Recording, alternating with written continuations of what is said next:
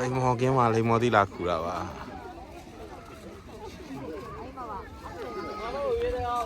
ဒီမှာတိတ်ငတ်ဒီမှာပင်လေ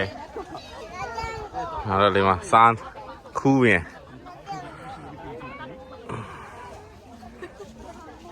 ဘယ်လိုချိုးလား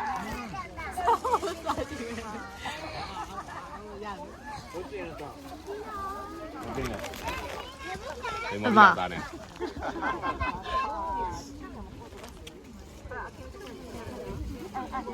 လိမ္မော်သီးပင်ပေါ့ဒီမှာကြားလိမ့်မယ်ဘာတဲလောက်သားဒီတော့တယောက်ကို7 ကီလို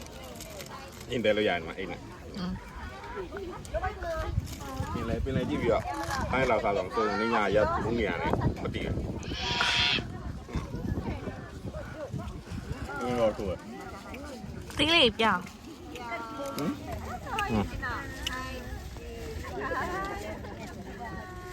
ခူးလိုက်မှာနော်ခူးလိုက်ဒီတော့ရင်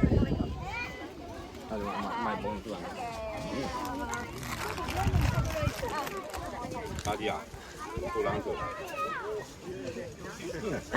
ဒီပင်ကချွာ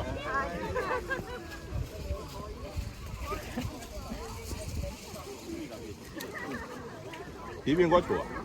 မင်းရွေးမှန်ပါ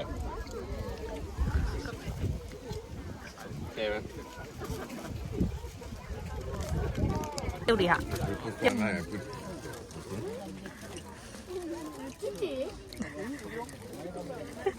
ဲ့ဘလို့လက်နိုင်ရမလားစဉ်းစားနေဘေး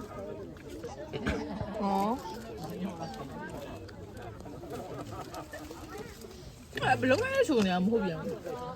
ဘလုံးနဲ့ချိုး1 kg ရှိမယ်ထင်တာပဲဒါတော့ကြော်မယ်ဒါတော့1 kg ပတ်တည်မယ်ညပါဝိုက်စကီလားဟမ်